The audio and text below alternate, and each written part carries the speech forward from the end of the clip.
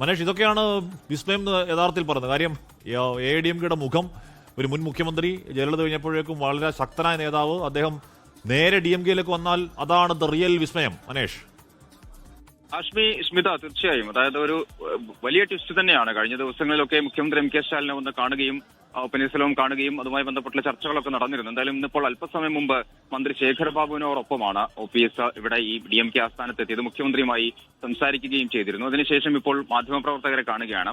മാധ്യമപ്രവർത്തകരെ കാണുമ്പോൾ പറയുന്നത് അണ്ണായുടെയും അണ്ണാദുരയുടെയും കലൈഞ്ചറുടെയും ഒക്കെ വഴിയിൽ തമിഴ്നാടിനെ മുൻപോട്ട് നയിച്ചുകൊണ്ടിരിക്കുകയാണ് DMK അധ്യക്ഷൻ കൂടിയായിട്ടുള്ള മുഖ്യമന്ത്രി MK സ്റ്റാലിൻ. ആ വഴിയിൽ പോകാൻ തനിക്ക് സന്തോഷമുണ്ട്. മാത്രമല്ല DMKയിലേക്ക് തന്നെ ക്ഷണിച്ച, അല്ലെങ്കിൽ DMKയിൽ ചേരാൻ തന്നെ തനിക്ക് അനുവാദം നൽകിയ മുഖ്യമന്ത്രിയുടെ ആ ഒരു തീരുമാനത്തെ വലിയ തോതിൽ സ്വാഗതം ചെയ്യുന്നു എന്നുള്ള കാര്യങ്ങളൊക്കെയാണ് ഇപ്പോൾ എന്തായാലും ആ ഒരു പത്രസമ്മേളനത്തിൽ പറഞ്ഞുകൊണ്ടിരിക്കുന്നത്. മാത്രമല്ല എടപ്പാടി പളനിസ്വാമിക്കെതിരെ രൂക്ഷമായ വിമർശനങ്ങളും ഈ പറഞ്ഞ രീതിയിൽ OPSന്റെ ഭാഗത്തു നിന്നുമുണ്ട്. കാരണം DMK എന്ന് പറയുന്ന പാർട്ടിയെ ഒറ്റയ്ക്ക് കൈപ്പിടിയിൽ ഒതുക്കി വെച്ചിരിക്കുകയാണ് എടപ്പാടി പളനിസ്വാമി എന്ന് പറയുന്നു. എന്തായാലും 3 തവണ മുഖ്യമന്ത്രിയായിരുന്ന ആളാണ്, ജയലളിതയുടെ അടുത്ത വിശ്വസ്തനായ ആയിരുന്ന ആളാണ്.